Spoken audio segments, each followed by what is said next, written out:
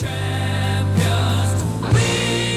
morning and welcome to the 2017 GMDC Policy Summit.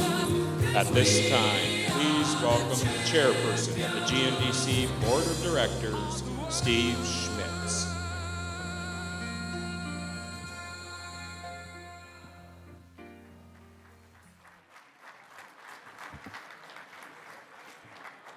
Good morning. On behalf of the GNDC Board of Directors, thank you for joining us today. We've been holding these for several years right now, and I think going back to 2014, 2013, and the crowd getting larger every year. I look forward to this as my favorite GNDC event throughout the year, and this is our largest policy summit yet. So thank you. As many of you know, our organization was originally founded as the Greater North Dakota Association. Many people still question, what does greater mean? What does the greater in your title mean? Well, today's event will answer many of those questions. We hold these annual policy summits because our commitment to build a greater North Dakota. And to build a greater North Dakota requires thoughtful and respectful discussion on the major issues facing our state, where all viewpoints and ideas are expressed. This year's summit does just that. We've taken the major issues facing our state and devoting considerable time to examining their impacts, identifying causes, solutions, and yes, ramifications. Our goal is to engage and inform, but also to make you think. Obviously, with the large group of people here today, you agree and are looking forward to it. This morning, we'll take a look at the critical importance of trade and energy development. This afternoon, we're honored with Governor Doug Burgum, who will lay out his economic vision for our state. We will also hear from our legislative leaders on the issues that animated this year's legislative session and look ahead at the lay of the political and policy land. We'll end our day with a discussion on the future of the state's higher education system.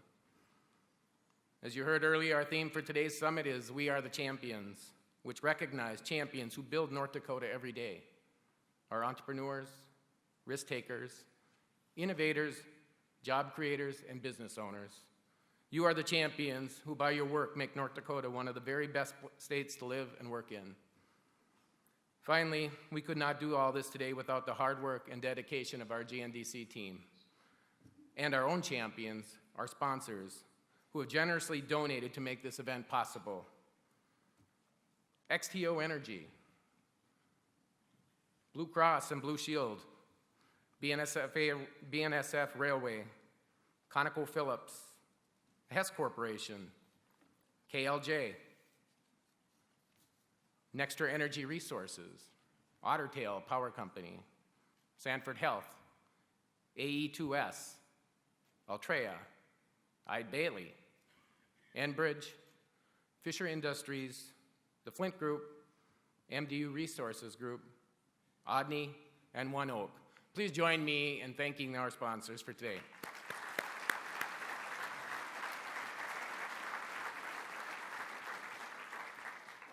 Normally when you get in meetings like this, they tell you to put your cell phone on silent, and it's probably a good idea to put it on silent, but we are asking you to take it out. So if you can take your cell phones out, we're going to do a little practice. We've always had an interactive part of this where we find out how the audience is feeling. And so throughout the day, we're going to be asking a series of questions on the issues that we'll be discussing. So just to get some practice, we're going to do a quick text to the number 22333. So there should be up on the screen, you can see kind of how to put it in. And you're going to answer the very first question. Do you think North Dakota's economy is heading in the right direction or the wrong direction? Now as these results are coming in, we're going to give you the opportunity also to ask questions to our panelists throughout the day. And that's going to be done just basically the same, to the same number, 22333. But then you're going to put one space in there and you're going to type the question. So if you have a question for any of the panelists today, you can go ahead and send a text to 22333 and then one space and then type your question out. All right, looks like everybody got the hang of this. So again, on behalf of the GNDC Board of Directors and the GNDC team, thank you very much. We're looking forward today.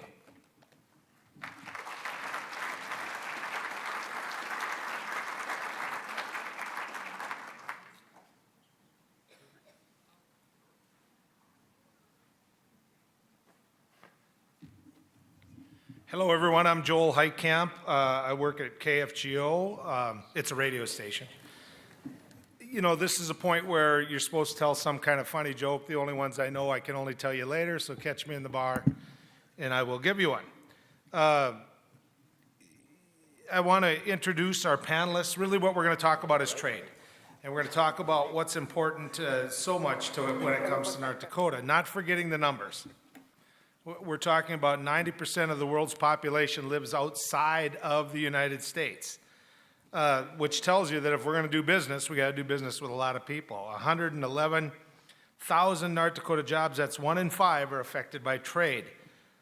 8.2 billion when it comes to goods, 952 million when it comes to services. That's what we provide the world in North Dakota. 180 countries. We're going to be talking about free trade agreements. We're going to be talking about how they affect us. $5.4 million because of free trade, $1 billion because of free trade agreements. Foreign companies have a footprint in North Dakota. Over 14,000 jobs in North Dakota that relate directly and they work for foreign companies. And we're going to talk about growth. We're going to visit about growth because growth matters, obviously. You just saw what you believe about the North Dakota economy. And so really what we're getting at is, 26% growth from 2004 to 2014. And we're one of we are the 6th largest exporters of ag products. We do $2.4 billion when it comes to oil and gas. And so let's get to it.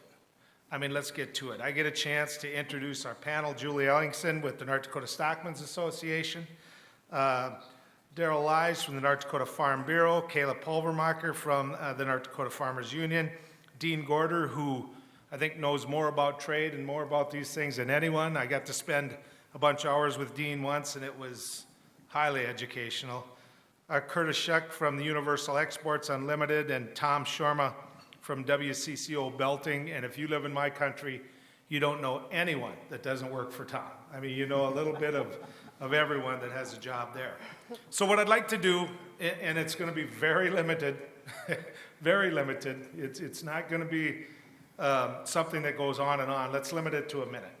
And Kayla, let's do this. Let's begin with you. Your thoughts on trade. Go ahead. Well, I think the best way to explain North Dakota Farmers Union's members' position on trade is that we feel that producers need to have a seat at the table and not be on the menu. The last trade agreement that we're talking about right now, which is being renegotiated as we speak, is NAFTA. And it was signed in 1994, and a lot of things have changed since 1994. You had the last GATT, the last round of the GATT. You had Bosnian War was still going on, and the Friends TV show had just begun. So just like that terrible haircut, the Rachel from back then, sometimes things need to be enhanced, and we think that trade is one of those things that we can continue to enhance on family farmers, for family farmers in North Dakota. Tom, give us your thoughts. We are a 63-year-old family-run business that generates as much as 60% of our revenues every year from customers outside of the United States. So not just outside of North Dakota, but customers outside of the United States. So when we have our regular workforce meetings, the employees say, well, how important is trade to us? I say, well, 60% of our jobs are dependent on selling customers around the world. So today we sell into 24 countries. But we also import products. So trade isn't just exporting. It's an exchange of goods at times. And just like we don't always have enough customers in North Dakota, we don't always have the raw material we require in North Dakota either to be competitive globally. So it's an important part of what we do. Let's get to Julie. Julie, your thoughts. North Dakota's beef industry is one of the foundation industries here in our state. We're a cow-calf producing state, and so we have the raw goods, if you will, the first step into those delicious steaks that you enjoy. In the United States, there's about 80% of our production is consumed here domestically, and that means that last 20%, we need to look outside our borders in order to drive value and bring profitability back to the farmers and ranchers in the state. Of course, there's a lot of exciting things developing in terms of international trade in the beef industry. Probably the most exciting thing has to do with the reopening of the Chinese market after a 14-year hiatus after 2003. Again, what's why this drives value again for our producers is that often those international customers are looking for cuts and things that don't have as much value here. When we gather around the supper table, the Ellingson kids don't get real excited about tongues and short plates and things like that. However, those types of things are considered delicacies and again, help drive value because others outside our borders look to those things. And so very important, and so we're excited about a lot of the opportunities on the horizon, and again, being at the table too to make sure that we have a very strong presence and can leverage our position here in the United States. Julie, in my house, house of 9, our fridge looked like a science project, so I like it. I did. Dean, I'm going to hold off on you, and the reason is because all of these people have an interest, and you're a facilitator, so hang on for me, would you? Curtis, give me your take on trade. Well, I think it's interesting, trade as an industry is often referred to as the second oldest industry in the world. One of the things that's important about trade is that it's got to be balanced and it's got to be fair. And I think that that's especially important for places like North Dakota that rely on sort of a series or a network in order to get our goods to market and to get goods into the North Dakota market. So looking at effective transportation and this balanced process that relies on partnerships is especially key, and that's one of the areas where I'm excited, and I think North Dakota's got some unique opportunities going forward really to take us to the next level. Daryl? Well, as NDFB president, I get to represent members that are involved in not just production agriculture, but also whether it's processing or the service industry with it. And a lot of those things are important, especially when you're talking about our close border with Canada. And, the renegotiation of NAFTA, I think, is long overdue. I think the updating of trade as technologies change and as opportunities and growth in different segments of the industry change, I think those things are important. I think the one thing that we need to look at on free trade agreements and fair trade, I don't necessarily like the term fair, because I think we got to look at an equitable trade system where, that we're not imposing things on the American farmer and rancher, such as climate change things or environmental things that actually offset the opportunity that we gain from increases. The cost to do those increases are offset, so it's really a net zero gain when you look at some of the things that sometimes we have to take in these quote-unquote free trade agreements in the masses. So I think we need to approach it in an equitable position, not to put our farmers and ranchers at a disadvantage with regulations that they have to follow to be able to gain access to those markets. Thank you, Daryl. Dean, you are a facilitator in the sense that it doesn't matter who walks through your door. If they got an idea, you're going to hear it out, and you're going to try to find a way to make it happen. I guess we can talk about your theory on trade all we want, but the truth of the matter is it's going to come out in some of your answers. So let me put it to you this way. What I believe about trade, myself personally, is that nothing happens overnight. It's not easy. And so walk us through that. Walk us through that. I've got the Spacely sprocket, and I want to sell it to Korea, to South Korea. How do you make that happen? Well, I think one of the key elements in trade is that people have to understand that it is very relationship-based, to your point. It's not necessarily quick. And I frequently use the analogy that if, we all shop online. So if you're looking for a $100 item and you go on to a U.S. website, it's what you want, the price is fair, you'll give them your credit card. So you go to Canada, you'd probably do the same. Germany, probably. But then all of a sudden you hit a point, and it could be, let's say it's a Ukrainian website, and you have to swipe your credit card or give them your credit card information, or Russian or Chinese. So there's a certain level of trust that is inherent in the business community, but that ends at certain borders, in my opinion. So really one of the big things that we do is we help build that relationship. And so we do that through trade missions. So you take companies into that country, and then very importantly, you identify and recruit companies from that market and bring them back to North Dakota. And that may occur 2 or 3 times before your first sale. So if we're working with a new to export company, one of the key elements is you have to do your due diligence, you have to have patience, and you have to understand that it may take some time. You know, there's a famous book, 3 Cups of Tea, and about trade. And the fact is that until you reach a certain point with that potential customer, you may not be able to get a sale. Tom, I got a question for you. In your line of work, do you use wood? Do we use wood? Do you use wood? Do you need wood? Not anymore. Okay. Do you need straw? Not anymore. Okay. And the reason is it changes, right? Exactly. It changes, it evolves. You talked about, being able to get product in. What caused you to change, and where did you get some of the product you used to get? Well, 15 years ago, 100% of what we sourced for our rubber and our fabric was sourced domestically. 10 years ago, my said that they were having difficulty sourcing the art. So we said, well, I was forced out of the United States because the textile industry in the U.S. had basically dried up. So we ended up going outside of the U.S. because we had to survive. And part of the story is that when I identified an alternative supplier, I came back to my VP of operations at the time and said, I'm all excited, I found a new supplier for us with better quality and better pricing that we can source and bring into the U.S. so we can continue to grow.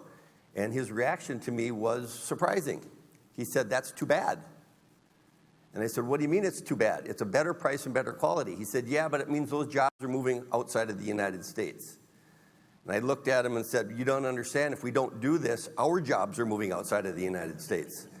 So sometimes you have to make those adjustments in order to continue to grow a business. And at that time, we were selling into 2 countries, and today we're selling into 24. So we're bringing in lower cost materials, adding higher value, and then turning around and exporting them. Julie, the only way that you sell beef anywhere other than the U.S. is if you make sure they want beef, okay? How do you do that? No, there's no difference in international customers versus domestic customers. They want to have a safe, wholesome, delicious product, something that's consistent and reliable. And so there's all kinds of steps that start, again, at the farm gate. Again, the steps, whether it's the genetics that you choose when you're breeding and culling your livestock. Again, the beef quality assurance practices, all the way through our inspection systems to make sure we can deliver on those specifications and people can have a good experience. But Julie, what I'm getting at is it direct contact? Do you get on a plane? Do you go there? Do you talk to them about the product? That's what I'm getting at. The producers in North Dakota are only the first step in a large series of process, and so our producers are not the ones making those contacts. We rely on partners all the way up the sectors in order to make that happen. And one of the reasons I asked you about that is you have a strong national organization. I understand that. But that seems to be a conflict here. It seems to be, how much personal touch. I know in the soybean, Kayla, Daryl, the soybean boys get after it. They get after it. They go there. Many of the commodities, if you talk to the small grains, they like TPP. And so, Daryl, you're obviously pushed for free market. I remember when the Farm Bureau actually voted to get rid of the Farm Bill itself, which, by the way, created great radio for days. Thank you for that. You're welcome. But explain to me, do you believe it's in the interest of these commodity groups to go overseas, to make their pitch on behalf of these commodities, or do you believe that the free enterprise should do it, and tie that into whether or not you personally believe in free trade? So you got several questions within that question, Joel, and you're welcome for the good radio. And by the way, good policy. But anyways, I think when we're talking free trade, you got to tie equitable to it, like I said earlier, Joel, to address that one first. So free trade needs to have equity with it. because so often we look at free trade just as the dollars or percentage of goods that we're shipping or that we're shipping in back. But there's so many things that come with that. And I'll directly address the TPP thing. Although TPP was said to increase output by 0.15%, okay, so not even 0.2%, which is big when you look at the big numbers. I mean, Dean can, probably address that it's actually big. It looks like a small number. However, there were no provisions in there on accepting any of our biotechnology. There were no provisions on any of that kind of thing, so they could restrict that trade based on biotechnology, based on our technologies, based on our production systems. So to say that it was actually free and fair trade is a misnomer, because there is actually things that they can do in there to still restrict the trade if we don't change the way we produce it. So that's the one big issue with TPP. Okay. Kayla, the Farmers Union and Farm Bureau aren't always doing the huggy dance. I mean, let's be honest. You're competitors in many ways and speak from different policy points of view. So what I'm going to ask you is this. Do you agree with what he just said? I don't know about you, but Daryl and I are best friends. We hang out all the time. But I think on this issue, we're not that far off. When it comes to trade, we believe that producers need to have a better seat at the table. Right now, we are in a over $500 billion trade deficit. If it weren't for agriculture, our exports are more than our imports. That number would be larger. And so that deficit continues to be a drag on the economy, but if it weren't for ag, it would be even larger. Ag groups might not all agree on this issue, but when you look at farmers, Purdue University does what they call an ag economy barometer every month, and they poll a sample of producers, and overwhelmingly, 83% have been saying that they want to see NAFTA renegotiated. So even if we're not totally agreeing, producers out there are agreeing that this needs to be relooked at. And that's why I'm leading into a question for Curtis. And by the way, you can text any questions in. I'll certainly try to get them on with the panel. Please direct them to the individual on the panel you want to ask the question of. But Curtis, does it make you nervous with what you do for a living to see trade such a political football? I know it has been in the past, but President Trump brought trade up and really, I think, won the election in large part because he connected with a segment of America that talked about jobs going overseas, and they were tired of it. They were tired of it. And so he said things that caused Senator Clinton to react, notice that a base is leaving, and pretty soon she's in agreement on things that she wasn't in agreement on before. And so what I'm curious of from you is when you see that political football, that happening, and then pretty soon everybody from both political sides is doing the kumbaya, what does that mean for your industry? Well, one of the things that I think is very concerning in terms of the trade program is how do we keep it competitive? How do we get our goods to market in such a way that we can maintain our value for the farmers, for the producers here in the U.S.? That's one of the things that's absolutely critical. And so in terms of being nervous, it's great to do the kumbaya and the happy dance, but at the end of the day, where the rubber meets the road is how can we keep ourselves in North Dakota competitive with getting our products, like I said, to markets. One of the areas I think that's especially important, Joel, is that we develop, this series of partnerships and this series of coalitions that really focuses on some of these difficult issues. Because again, at the end of the day, we've got to be able to deliver these products to our partners in these different areas at a rate that maintains margins for the producers, margins for the farmers, and allows those jobs to stay here in the U.S. I'm talking about the signals, though, because we just talked about how you build coalitions.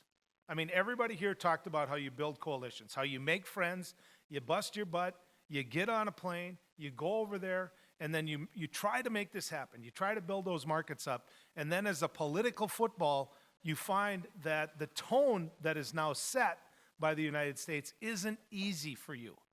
And so I have absolutely no doubt that you yourself say, they don't get it. Neither side really gets it. They're just using us.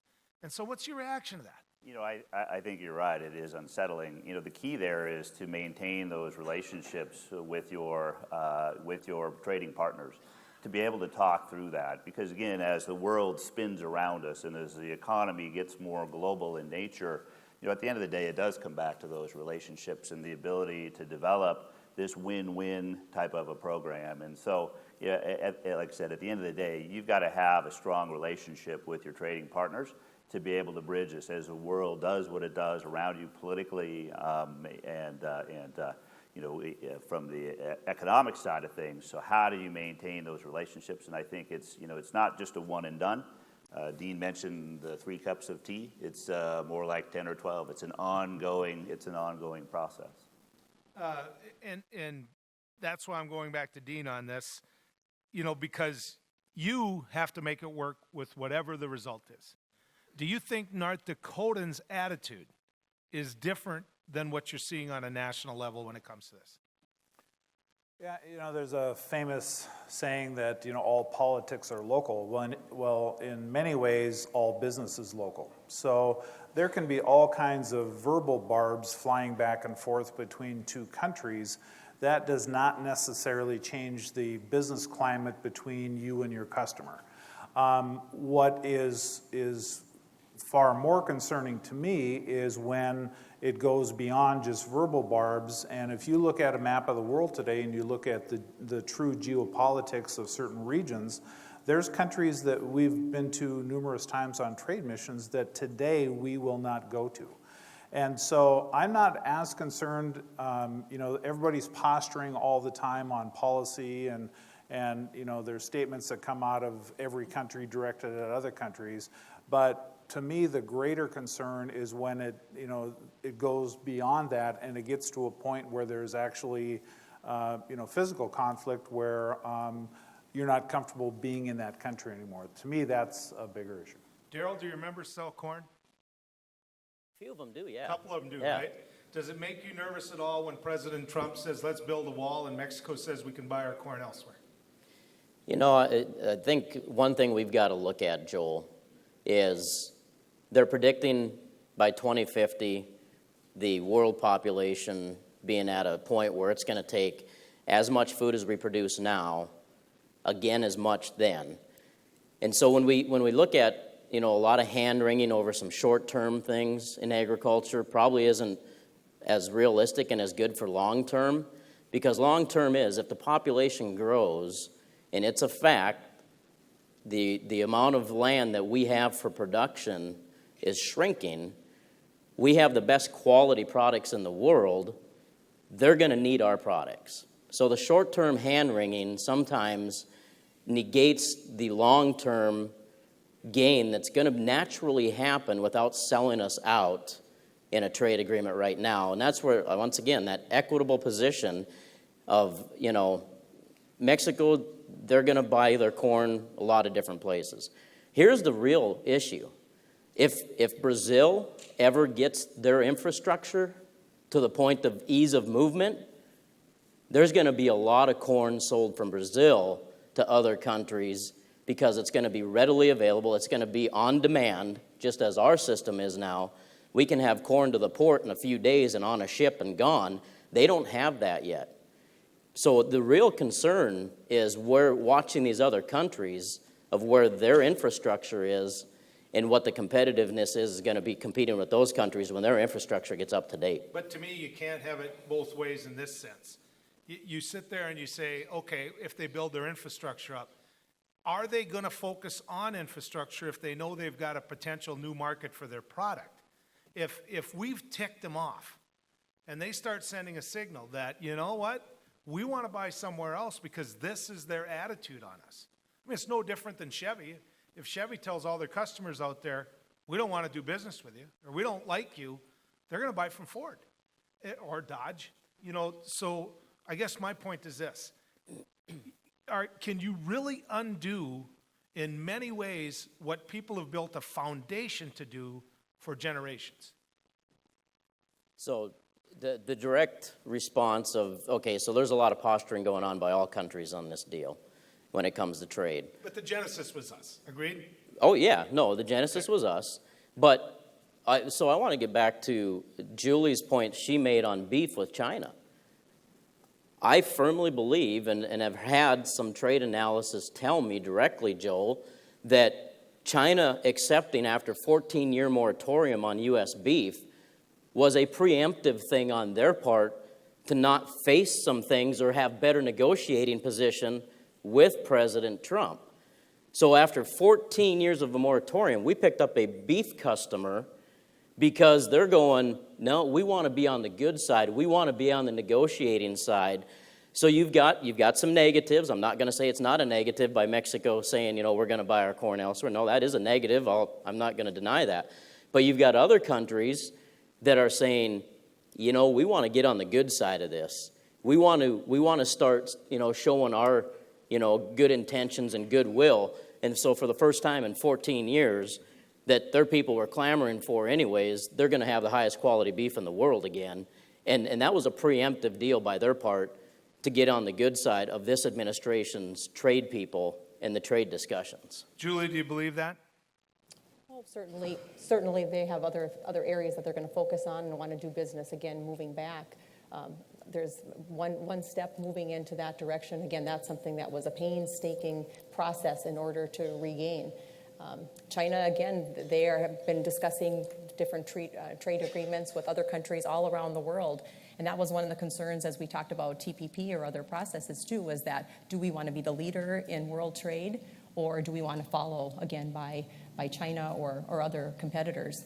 And what we look at to TPP, for instance, for the U.S. beef industry, the positive piece for us was to be able to help equalize or create more equal opportunities with some of our biggest competitors.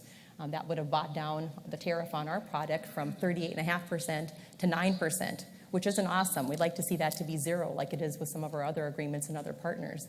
However, again, Australia and now the EU are going to be enjoying those same kind of low-level tariffs, and again, have bolstered their opportunities there and puts us in a more negative position. And so those are other things that we got to keep in mind, again, as other countries are negotiating and working with other partners all along.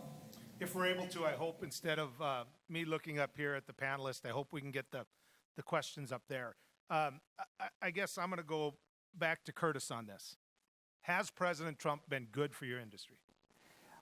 Yes, I think certainly the general sense of let's get the economy going again. And I do think one of the areas that is focused on areas like infrastructure. Infrastructure is very important to be able to get our goods to market. The review of our transportation network, whether it's road or rail, is super critical. One of the things that we focus on, especially in my industry, is that first mile and last miles. How do we get those goods to the railhead? How do we get the goods from the railhead to the port? And then how do we get them ultimately to market? So I think by putting focus back on that has been extremely important. And it's going to take all of us to get behind that and support that. So, yes. Daryl, I'm going to go back to you, and I'm going to get each, Daryl and Kayla, and then Tom, you talked about the best product too.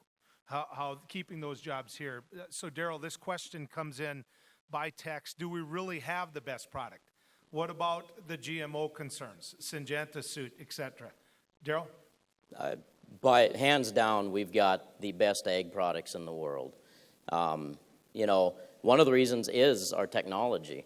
We're producing more abundant, safe, wholesome food with way less inputs.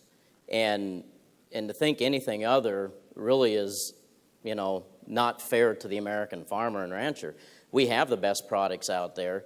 We've proven time and time again that our producers are there to meet the challenge when there's needs. They can produce food like no other country can, and we can have the technology to reduce those inputs. And, the GMO thing, it's, thank goodness we live in the United States of America, so we have the choice. We're a first world country, this is a first world country problem to fight about biotechnology. Third world countries, those kids don't walk up to the truck and go, is that golden rice or regular rice? Because if it's golden rice, we don't want it. Okay, I want to get to Kayla on this. GMO, does that hurt us or help us when it comes to trade? Well, GMOs, we agree on GMOs. This is something in North Dakota that has helped us tremendously when it comes to feeding the world. But not everybody agrees with us. Especially when you're talking about the Syngenta suit. We have to continue to play by the rules, but this is where relationships come into play. We have to have the good relationships with other countries. We have to spend time talking to them about the benefits and talking about the technologies so that we can open up those minds and to make those issues go away instead of just throwing it in their face and making them take it against their will. Tom, you go in my pickup, you're going to see a hat. And you tip over that hat, you're going to see made in China. Okay, you talk about the best products in the world, keeping jobs here. How can we keep that going when labor is so cheap everywhere else? Well, as someone who's involved in trade, who also was chairman of the North Dakota District Export Council and sits on the North Dakota Trade Office Board, I think by and large, there's a broad consensus that free trade agreements are critical to us doing business around the world. But they do, as Darrell said, have to be equitable. And things do change. As we discussed, they evolve. And I'll use a specific example when we talk about renegotiating NAFTA.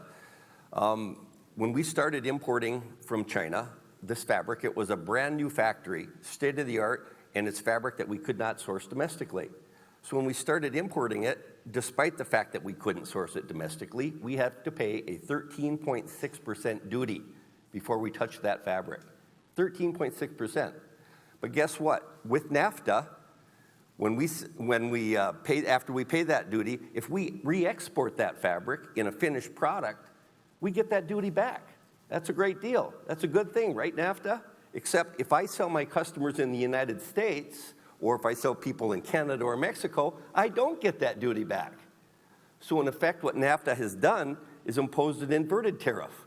It is more expensive for me to sell people in the United States or Canada than it is for me to sell somebody in Russia. I don't think that's what NAFTA was intended to do.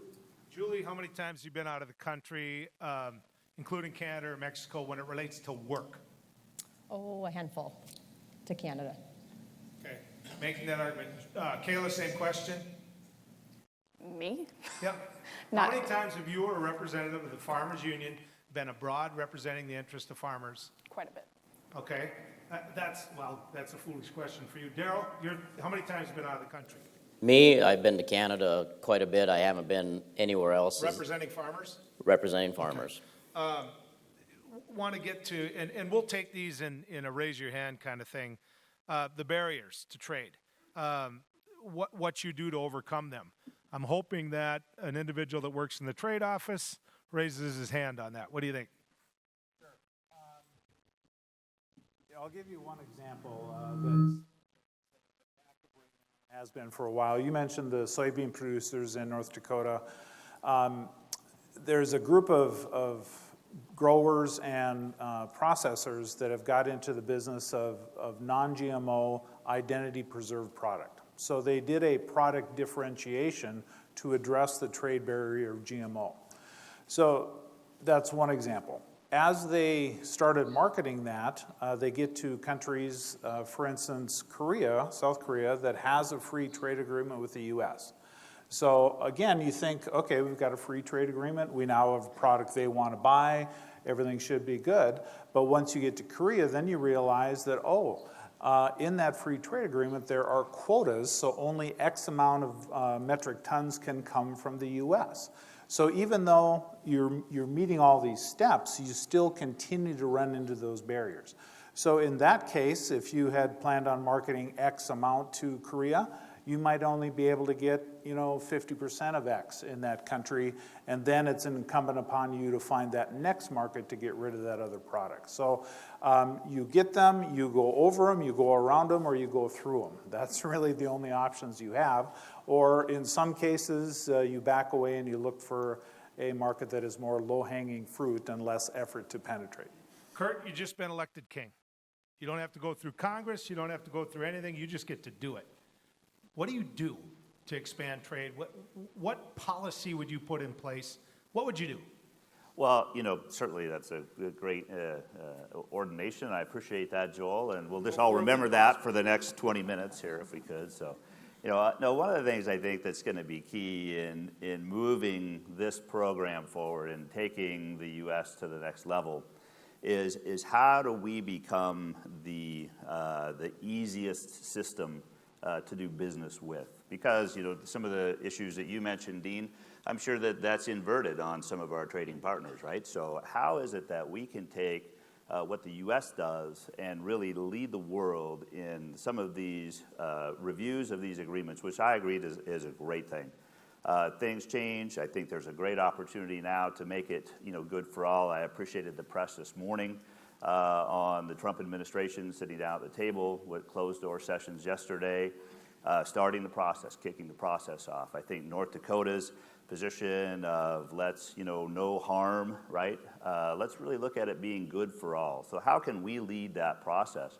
One of the things that's coming at us, and it's coming at us quick, we talked about technology, we talked about globalization. Let's face it, business is harder to do than it has ever been in the past. And so how can we really take those steps to lead the process? So I would look forward to, king for the day, is how can we take the U.S. and become the easiest partner to do business with?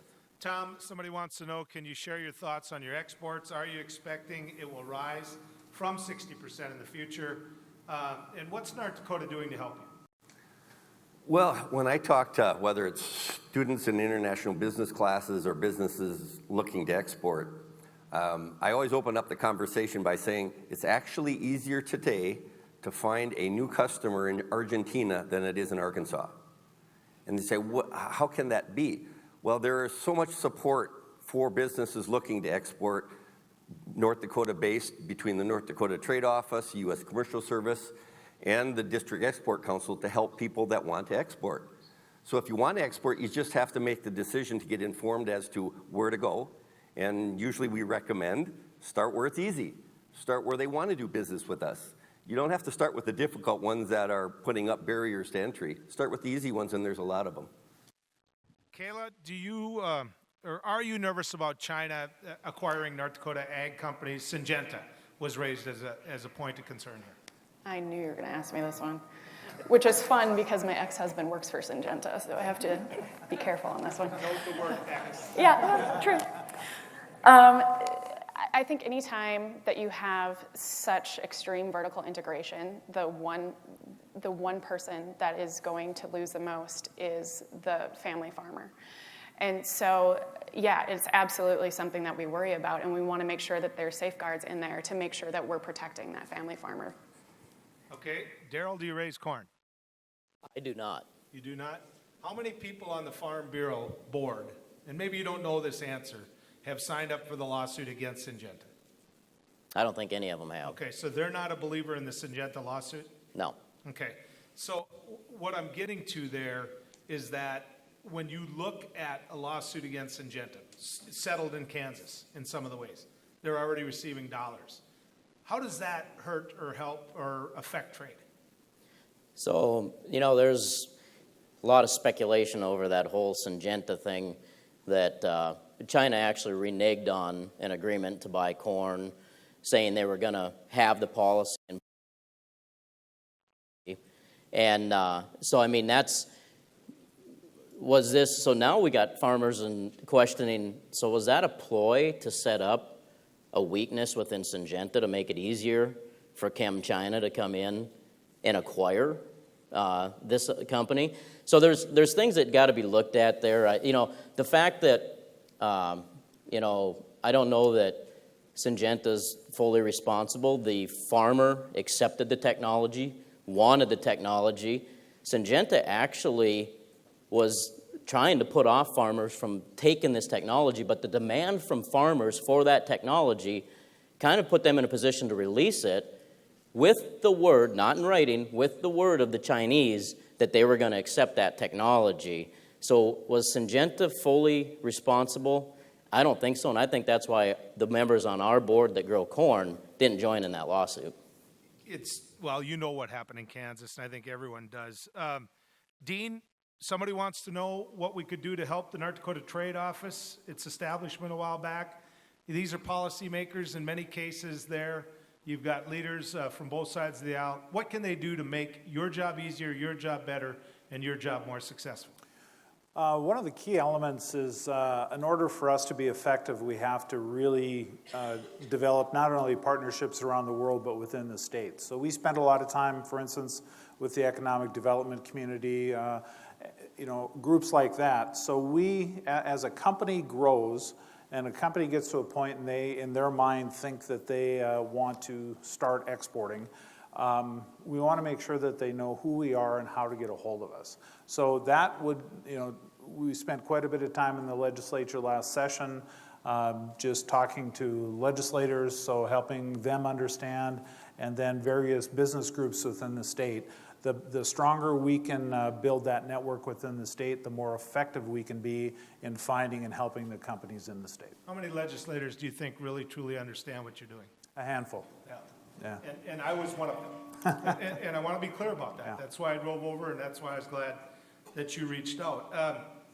Curtis, do you know it when you see it? Do you know it when somebody comes up to you and says, you know what, this is it. I can do this. Help me build a market for this. What do you think of this? Do you know it when you see it, or do you just look at it and say, it's not going to work? Labor's going to kick in, trade agreements. I'm just curious what you think there.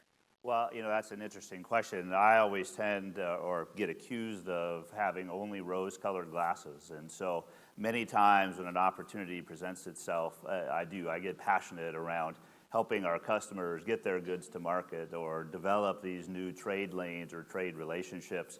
I think what's important, and Dean, you touched on this earlier, is in the development of the relationship is that you really go through a strong and a solid due diligence process. You've got to make sure that it works, because at the end of the day, what we're looking for in North Dakota or Montana is that we want to make sure that we develop sustainable programs that can move on into the future. You mentioned 1 in 5 jobs in North Dakota is tied to trade, right? Well, actually, I think if you look at how many jobs are really reliant on trade, that number gets to be a little bit more. You look at the way that our economy is based. So I think that this opportunity to develop, these strong programs, these strong trade lanes, these strong trade relationships is important. But it's got to start with passion, and you've got to get after it. And yes, I do think that you know it when you see it. Sometimes you just have to reverse engineer it, though, to figure out the best way to make it work.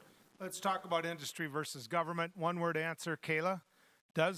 Why is Mickey so nervous whenever I say Kayla? Anytime you talk to me, I'm nervous. Do you believe that government has a role in facilitating and helping a company do free trade? Yes or no? Yes. Tom? Yes. Julie? Oh, this one's easy in the center. Yes? Daryl? Okay.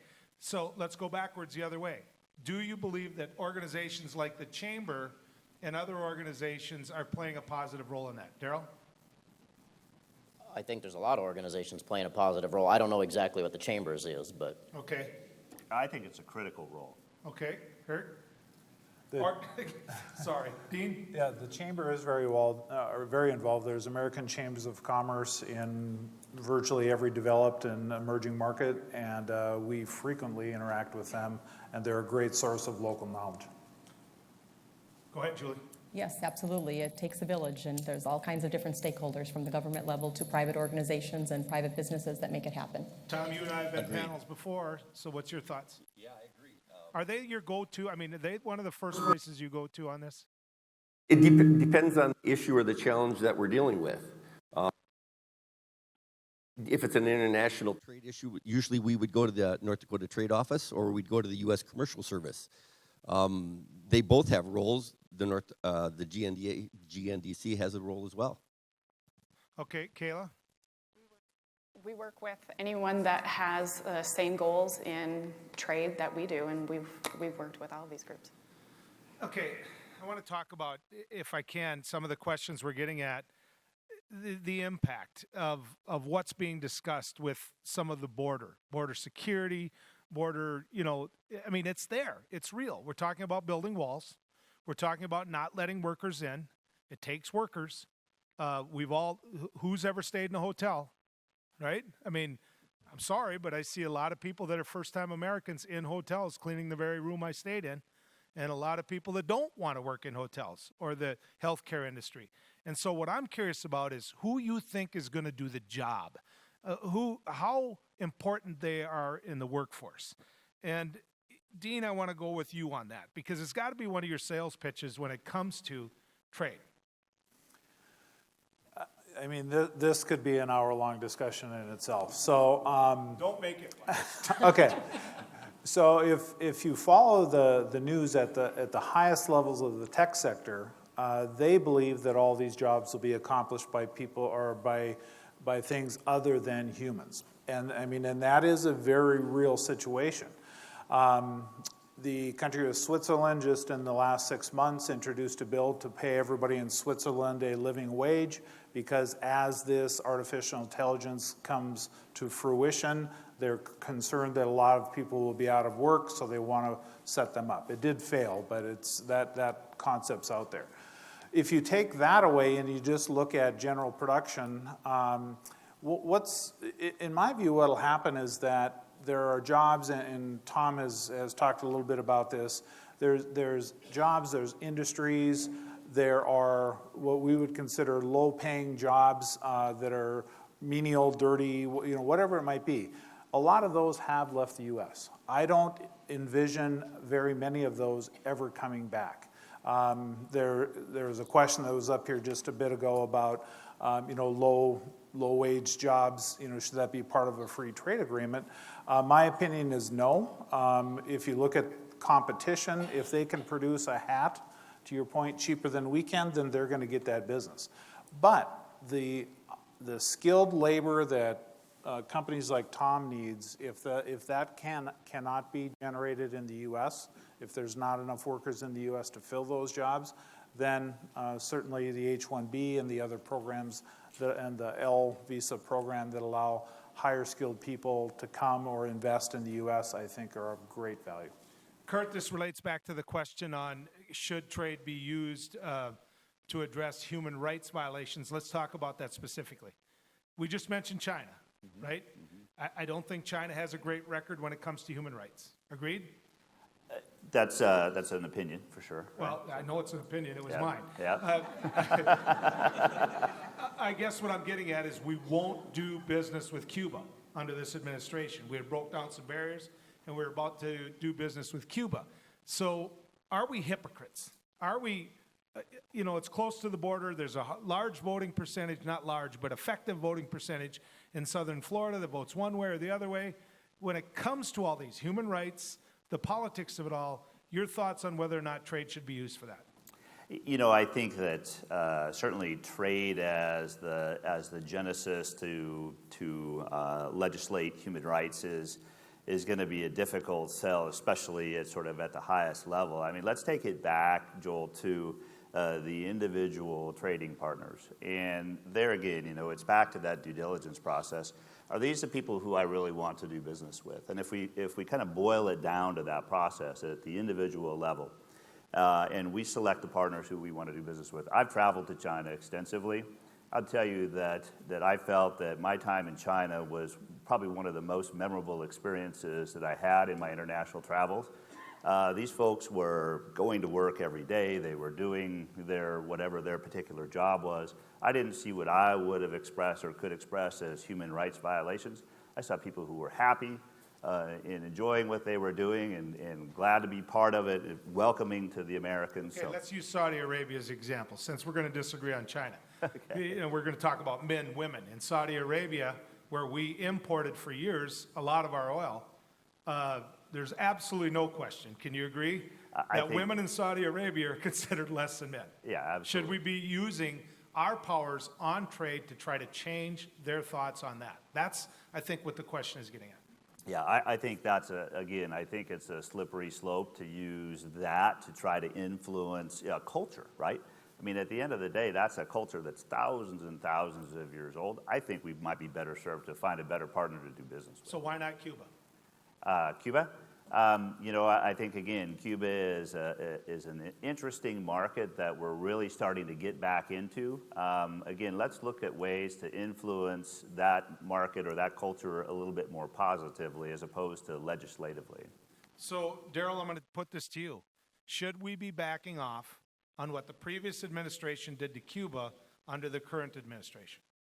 No, I think we should be trading with Cuba. To stay consistent with the equitable thing, I don't think that countries that want our products from farmers and ranchers should be able to put restrictions on based on a biotechnology or that. We also shouldn't put restrictions on who we do business with, especially when it comes to food, Joel. That, you know, are we helping those people in the country of Cuba or that area by not shipping them our food? I don't think we're helping them. I think that food being used in that human rights war is just enhancing the ability for that country to push down on their people even more. Julie, your thoughts? I would agree with Daryl. I mean, food is something, again, obviously essential there, and that also creates oppression if we're keeping that opportunity for them because of trade issues. Tom, your thoughts? Yeah. Boy. Blending the two issues together can slow the process down. I do think that we do have a role to lead in our culture and our values globally, but blending trade and holding people hostage as a result and using trade is, like was said earlier, it's a slippery slope. Kayla, your thoughts? We'd be trading with Cuba, but we also shouldn't have to give up our values as a nation in order to trade with other nations. One's a private entrepreneur. Actually, two are private entrepreneurs.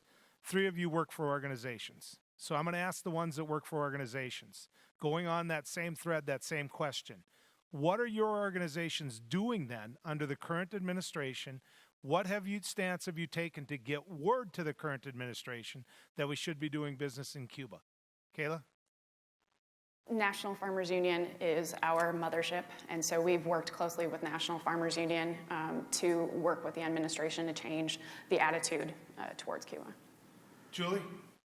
Very, very similar. Again, focusing on those opportunities there, and certainly there's one that is huge for U.S. beef production. Daryl? So we're fortunate, NDFB, our affiliate, is American Farm Bureau, the largest agricultural organization in the world. We happen to have a president in President Duvall at AFBF that's good personal friends with Secretary Perdue. And so our message gets directly into the USDA, directly to the Secretary, that those are important markets to us also. Dean, how much money does the state put into your budget? How much you get from the state? Well, over the next biennium, it's just under $2 million. I know you're going to answer no, but should it be more, and if more, to really make what you do even more effective, how much in a perfect world would you think you need? They're out there. Rich Warner's sitting right here. I saw him. You know, I'm comfortable with the level of funding that we have. We have to be more creative, and we have to generate more additional revenue from as many different sources as we can. You know, there's an ad on TV or on the radio right now, you know, don't keep your revenue stream from one source. Well, I kind of believe that. So the state has been fantastic for the organization, but it's incumbent upon us to also do our part and truly be a public-private partnership. Great North Dakota now versus 10 years ago. Well, oil industry has changed things dramatically, and I say that in a variety of different ways. Customers that we worked with from an export standpoint actually withdrew from export because, to Tom's point about the low-hanging fruit, whatever they could build, they could sell in western North Dakota. Now that is kind of stabilized and everybody has found their way, some of those companies are coming back, so I think we'll actually see a spike in exports again because of that. I want to talk about low wages and how we compete against low wages. Tom, you know, that we made reference to this earlier. The average earner at your company, when you figure in their benefits, everything else, I know you know the numbers on this. If you just take the average from top to bottom, how much money by the end of the year are they going to make, or put a better way, cost you in terms of the investment you have into them? Well, we've talked about China, and the perception about China versus U.S. and or North Dakota and or our company wages is that we're paying significantly higher than China. That's why they get those jobs. That's not always the case today. I just had my 21st trip to China in 10 years, and that country is changing significantly, and their wages are going up rapidly, and there's a strong middle class growing. So the differentiation today, honestly, is less about wages, and it's more about technology. we have to continue to innovate and find new processes that allow us to be competitive globally. And by innovating and using new processes and automation, we're able to pay more rather than compete with them on the lower level jobs. Kurt, I traveled Russia for 15 days, and what I found out that amazed me the most is they don't care about us. I mean, the average Russian on the street doesn't get up every morning and think about the United States of America. We as Americans think oftentimes that the whole world centers around us. And I'm curious if you got that same perception as you try to do business on a worldwide basis. Absolutely. You know, it's amazing how, like you said, that we feel that the world revolves around us. I think it is important to get out and experience these other cultures and really see what's important to them. You know, I think, as you mentioned, Tom, what's happening in China is revolutionary. They're facing, you know, some of the same challenges there that we are. You know, certainly, you know, decades behind where we're at here in the U.S. But you know, one of the things that I think that where we really enjoy, you know, a significant advantage is in our infrastructure and the investment in that infrastructure. You know, I mentioned my trip to China and looking at the manufacturing processes there, but what really stood out to me was the fact that how they get their goods to market. So when people get up in China, you know, in the morning and they're looking at, you know, what's important to me, I think that they're really focused on, you know, how do I make sure that I go to bed at night, my family is cared for, some of those same values that we face here in the U.S. So I think it's an exciting time. And I think that it behooves us to have a better connection with that marketplace so we can see what is important to them. And I think it helps to sort of create that balance that allows us to be better trading partners. Daryl, are these commodity checkoffs used well when you send delegations through the checkoffs to other countries to build those relationships up? I think the commodity groups, each of them, probably there's some that do better than others, obviously. North Dakota soybean does a wonderful job. You know, they depend on 90% of their product to get shipped out of the state. So, I mean, they're kind of forced by that fact alone to have to be good at it. And so I think the use of some of those checkoff dollars for that promotion to gain a bigger market are probably well used compared to some of the other ways they use them. Julie, same question. I do think so. So the North Dakota beef producers pay a beef checkoff. And again, some of those dollars are invested with the U.S. Meat Export Federation, which helps extend our voice and make a presence in all those countries. And we've seen progress made in lots of areas, and I think more hope on the horizon. Kayla, go. The two places that we should be spending money on checkoffs is definitely research and on trade missions like that. And if producers don't agree, they should be able to get those dollars back. Tom, I think it's really cool, and it's a great support of the chamber when you bring family members to the audience. Somebody says Americans can compete with the world if we increase our productivity. Go Sharma, smart guy. I'm just kidding. I paid him earlier. You paid him earlier. Worth every penny. Actually, I agree with you. I think everybody here agrees with that. I guess when you look at checkoff dollars, and I'm going to bring this back domestically, and Daryl, I'm going to aim this question at you. The North Dakota Farm Bureau took a stance to get rid of the Farm Bill. The Farm Bill for my farmers back home, if you talk to them, they're all about federal crop insurance. Federal crop insurance is subsidized. You talk that you support subsidization of trade through government. If we didn't have federal crop insurance, there'd be a lot less farmers. You know, the land would still be farmed. I understand that. But how can we have it both ways? That at one point the federal government makes sure that the insurance we need is there, and then at the next point we want the federal government out there facilitating trade for us. I'm curious that paradox. So actually, Joel, NDFB has policy that the crop insurance become privatized, that a privatization of that happens. So in that aspect, we at NDFB believe that we should move away from as much government dependency as possible.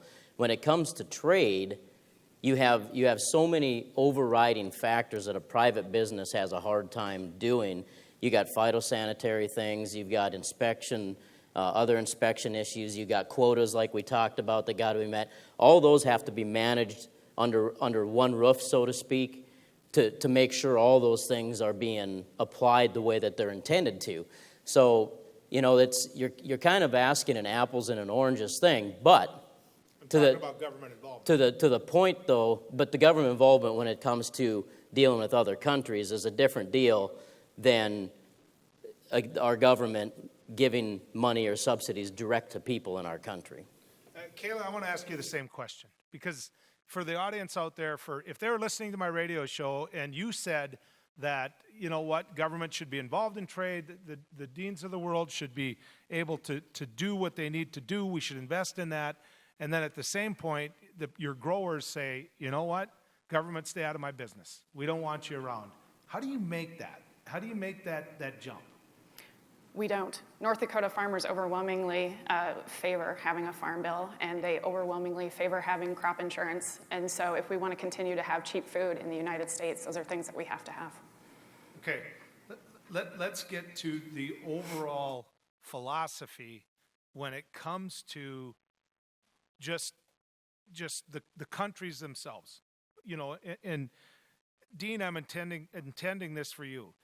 In terms of the countries we're in terms of the markets that we potentially could sell to, how are we doing? I mean, are we at a high percentage that we could do business with, or are we at a low percentage we could be doing business with? I'll answer it in two ways. One, North Dakota, and then nationally. From a North Dakota perspective, the foresight to set up a trade office, and people like Tom jumped on board real early and have really driven a lot of things. So as a state, I think we've done quite well penetrating a variety of markets all around the world. Nationally, you talked a little bit about Cuba before. To me, Cuba market is important, but it's really symbolic. It's 11 million people. They currently don't have any discretionary income, so it's really, if you're trying to pick markets where there's low-hanging fruit, Cuba may or may not be one of them. Competitively, we do get beat up significantly. On the beef side, the Australians have been very effective in our absence. In China, for instance, you spend time in China and you see food everywhere from Australia and New Zealand. But if we look ahead instead of looking back, one of the big markets that's coming together right now is Sub-Saharan Africa. And it won't be so much on the food side. The food side is more focused on the Pacific Rim and Southeast Asia. But on equipment, on technology, and all kinds of different things, Sub-Saharan Africa will be a target. About a month ago, I went out and visited about 20 different manufacturing companies that are part of our group. And surprisingly, 3/4 of them said, Africa's on their radar. So I see that as a real up-and-coming market where we have not had much success yet. Same question, Curtis.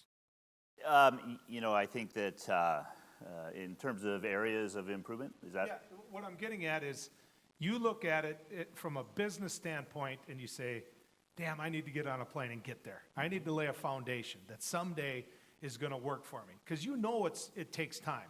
So what part of the world do you look at and say, there's an opportunity here? I think that's great. My focus personally has been really in the Asia-Pacific market, kind of our partnering with our Pacific gateways. One of the things I think for North Dakota producers especially is to have multiple opportunities. So, again, where are we in South America? Where are we in the African continent? I think that also is important. But what I would also look at, Joel, is making sure that, again, my focus has been on, do we have a good way to get our products to those markets, right? And how do we build that infrastructure? How do we build those gateways? How do we build those partnerships? Tom? That many people realize that the U.S. Commercial Service has an office in North Dakota that does exactly that. If you don't know where to go, they'll do the research for you. We pay for that with our tax dollars. It's actually a service that they refer to as a gold key. They'll evaluate countries which are a best fit for you. They'll literally find potential customers for you. They'll literally set up meetings with those customers, send your information to them, and make sure that they're able to pay you in the event that you sell to them. It's a service that's already available through the U.S. Commercial Service that we pay for with tax dollars. Julie, a lot of those same countries don't eat meat. You know that, and I know that. You've been busting down the door. I know the pork industry, the same thing. They were very nervous. They issued a statement about how nervous they were. What countries out there, because it's an affordability issue, right? What countries out there are on your radar saying, look, we can get meat into their diet? You know, we'll go back to the Chinese agreement. Of course, we have a growing middle class, bigger than our entire population here in the U.S. Again, as these different countries become more affluent, they can afford U.S. beef. And again, we might be a little bit prejudiced, but we think, again, the higher quality protein, and as more dollars become available, their lifestyles improve, they're reaching for U.S. beef. And so those are opportunities, certainly in the Pacific Rim. We see that in a variety of countries where we think that we have a lot of good and a lot of hope on the horizon. Daryl, those racing pigs you have end up being ham. Agreed? Absolutely. All right. Where are you going to sell them? What's your new market? You know, I think I don't know that there's a lot of new markets. There's opportunities to expand out there. That Pacific Rim is important. You know, China is a big consumer. In fact, China has interests in you know, facilities in the United States when it comes to slaughter facilities and growing facilities. That shows how important American agriculture is to those Asian and Pacific Rim countries. But it leads into this question, which is, what do the panelists think about the president's unpredictable actions and what they might have upon our trade agreements? Tom, I'm going to go with you first. Well, I'm going to say I'm a guy with glasses half full. That's how I look at it. Our leader today is a negotiator. He came out of the real estate industry. They're shrewd negotiators to survive. I believe he's in a position where he's trying to negotiate to try to level the playing field, because I think that's all that U.S. farmers, that's all that U.S. businesses want when they do business in another country. Give us a level playing field. And if it's not a level playing field, you have to negotiate and try to get it there. Kayla? About to find out when it comes to the NAFTA renegotiations. And so hopefully we're going to find out really soon what this is going to look like. Daryl? I would personally like to see him do less tweeting, obviously. I think his whole staff. But let me put it out there in a different perspective, though, Joel, is the American people have been clamoring for more transparency in government, more and more and more every year. And we know what he's thinking every hour of the day. We don't have to guess about it. We know what's out there. So does every other country. I still think, and I'm going to get back to my earlier statement, that because of his, and what Tom said, he's a negotiator. He's made his livelihood, he's made his family billions on negotiating. And is negotiating always pretty? Is it always the laces and frills that we like to think, sitting at our kitchen table that it is? Absolutely not. And so I still think that China came to the table and opened up a 14-year moratorium because they're going, this dude ain't afraid to call us out, and we want to be in a position to be able to better negotiate in the future. I'm going to go to you, Kurt, on that. You know, this is absolutely an exciting time right now. You never know what's going to happen. But, I do think that there is a new horizon out there, and I think that we as North Dakotans have really been enhanced by some new opportunities that maybe were stifled through process and procedure. And, I think that it's great. It's great. It's been great for the oil and gas market. I think it's great. It's going to be great on the agricultural side and the trade side. At the end of the day, we have to deliver behind that. But, we need to be supportive of what's happening out there right now. Yes, sometimes we step back and, just kind of shake our head a little bit. But we hope it's part of a larger plan, right? And we hope that ultimately it's going to help move the dial forward for North Dakota. Dean? Well, stability between countries is extremely important to all business. And so every time there's a major spike or valley in the relationship between countries, it does have an impact. But again, if you're dealing specifically with a company in that country, no matter what's happening at the higher level, your relationship with your customer, probably really isn't going to change. So, from a macro level, all the just all kind of what I would call almost goofiness of what's going on probably does have an impact, but I don't think it impacts the direct B2B activity. Julie? Certainly, the president's approach has been bold, unconventional, outside of the box kind of thinking, but it has created some opportunities for some of these discussions that maybe could have happened earlier. And so for that, I'm encouraged. Like others have said, he has been successful and has had a proven track record, and I think probably largely because he's surrounded himself with good people. And those are some of the people that are sitting around a table today having those discussions, and hopefully, again, can help carry our message and create more opportunities and leverage the position of American producers. You guys know every day I'm on the radio, I get paid to pick a fight. Okay, I mean, we get callers coming in because of that. You guys know that the business community, because of this unpredictable nature of him, just quit his panel, right? I mean, the very people you're talking about negotiating with that are Tom, I mean, that's what you do. You're a conduit. You want to make sure that the government understands what private business does and how you do it. And so you might talk about him being a deal maker all you want. They walked away from the table because of how unpredictable he was. It wasn't he quit the panel. They quit him. And so did that make you nervous? At the end of the day, I'd rather have him negotiating on our behalf versus against us. Okay. Duplication of services between U.S. Commerce Service and the North Dakota Trade Office. Clearly, Dean, that's aimed at you. Not really. We're probably one of the bigger customers that the Fargo office of the U.S. Commercial Services has. So many of the companies that we work with, as they're identifying markets, we feed the U.S. Commercial Services to get those gold keys and the international market checks, et cetera. So no, it's not duplicative. Okay.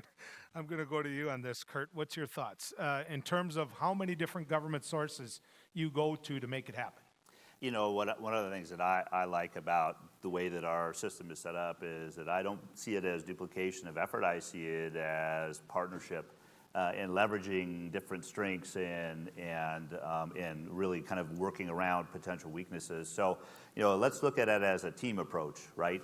We've got certain team members who are strong in one point and weak in another. I think if we take a look at it, at our trade strategy and our trade policy in that regard, I think we can be stronger. And by working together, absolutely we can. I think we prove that time and time again. Dean, I maybe don't understand the question. I don't think it's a Carlson question, but how well, Al, if you're out there, that was a joke.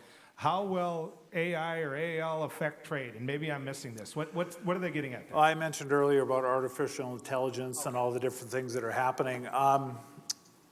Starting on Monday up in Grand Forks, there's the Unmanned Aerial Systems Conference. And if you really want to take a serious look at AI and its impact it's going to have on the state and on agriculture and many other facets of life, it's a very good place to go. So I don't know if it'll really necessarily help or hurt North Dakota trade. That's a growing industry in the state. I would see that as a significant potential export down the road. Tom, your dad grew that company. He grew that business. You're best to answer that question as well. I tell you what, without improved automation and innovation in our processes, we can't continue to compete globally. We don't have enough workforce in this state to continue to grow. So you have to produce more with the same number of people. We have no choice, and the only way to do that is through innovation. And then when you use innovation and artificial intelligence and robotics, then you involve the existing workforce, you give them additional training, and then what happens? They earn more. So you produce more with the same number of people, and obviously they have an opportunity to earn more. Do you believe that somebody making a Bobcat in Milner, standing the line and putting it together, believes that? I believe that they do. They understand automation, process improvements are there to help them do their jobs better so that they can continue to advance themselves as well as the organization, yes. But it goes back to trade, is my point.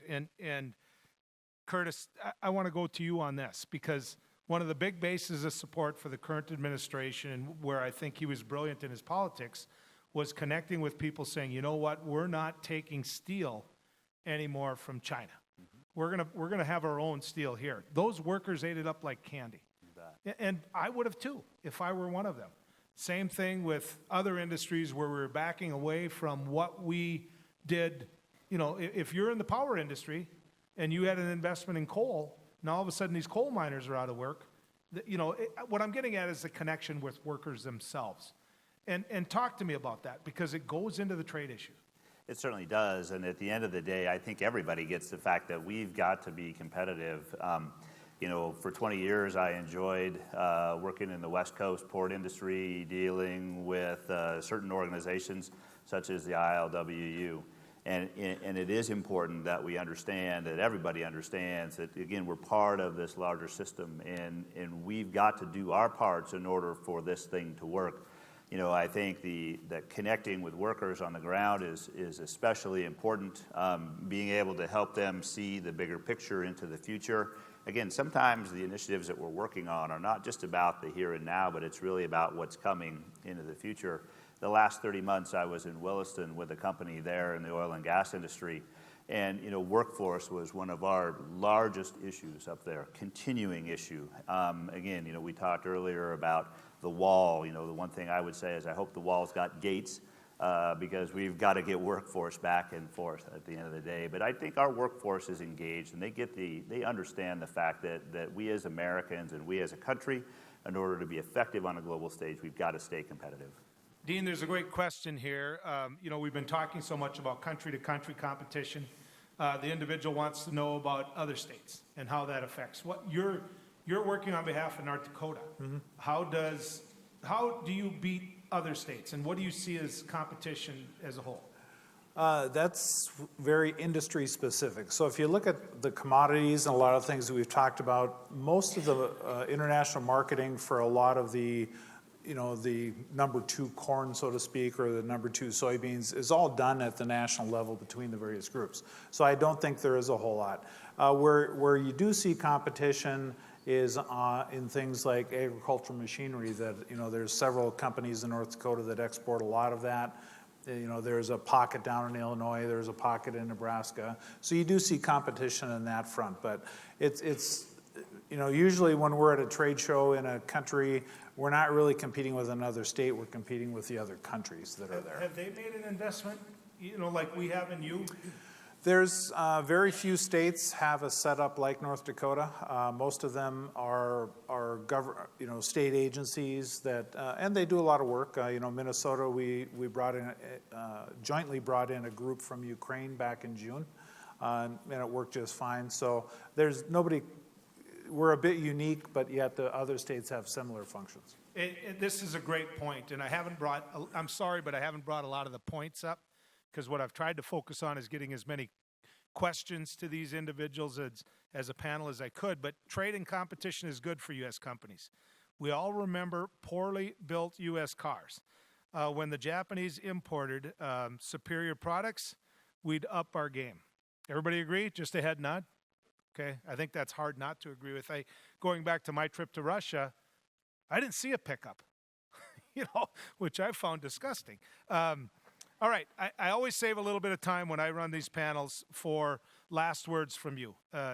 Kayla, give me your last words, your last thoughts that you want to leave the audience with. We have to make sure that agriculture is at the table, and that's what we're hoping for with the renegotiation of NAFTA, and we hope that we can see a better climate for farmers in North Dakota for that. Daryl? So I want to address a question that never came up off the screen, and it was, does the federal government involvement help or hinder trade?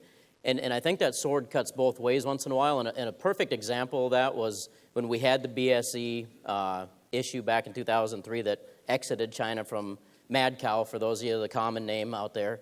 The United States government wouldn't allow small slaughter facilities to label their product with animals under the age of where that becomes an issue to be able to gain those export markets. So I think there's times where our government agencies and our government being involved in it can hinder us, but we hope it's overridden by good negotiations or renegotiations as what's happening right now. Julie? When we look ahead at what's going on this week right now, certainly it's an opportunity again to leverage our position, to refine some of those points. It's also important that we don't throw the baby out with the bathwater, because we have some good things in some of those agreements. Certainly important for the U.S. beef industry, North Dakota agriculture, and so finding that balance again to elevate our concerns and to get some those addressed, but at the same time to fortify the relationships that we have and the good things that they've brought. Tom, last words? For those of us that were born and raised in North Dakota, we understand how critical trade is to our lifestyle and our businesses. The only thing I would ask people to write down, it's like I tell the students or businesses that I talk to, you have great resources here in North Dakota between the North Dakota Trade Office, U.S. Commercial Service, and the District Export Council that are there willing and able to help you find new markets to sell into different countries. Curtis? Excited at the opportunities that we have in North Dakota to get our products to market on a global stage. I think we've got some solid partnerships in place. I think we are going to find that we're going to be able to take North Dakota products to new levels and focus on better margins here by continuing to work together. Dean? Wait a second. You notice how I waited last? For you. What a gentleman. Hit the ball out of the park. Okay. I want to make 2 points. The first one, we've talked a lot about various trade agreements, and I will unequivocally say that trade agreements, every time they're signed, have benefited the state of North Dakota. You know, you can argue all you want nationally, but from a purely North Dakota perspective, they have always been of benefit. I am not opposed to eliminating some of the social aspects of a trade agreement, because I think it just simply muddies the waters, but free trade agreements are good. Second point, Curtis has alluded to this quite a bit today, and I think this is how I want to end this, is that you sell a product out of North Dakota or you try to import something into North Dakota, how do you get it here? We are so landlocked that it's difficult and it's very expensive, and we're not competitive on transportation. So as a state and as a chamber, focusing in on some of the changes that are occurring in transportation in North Dakota and supporting that would be of great help. We hope you found it interesting. How about a big round of applause for our panelists?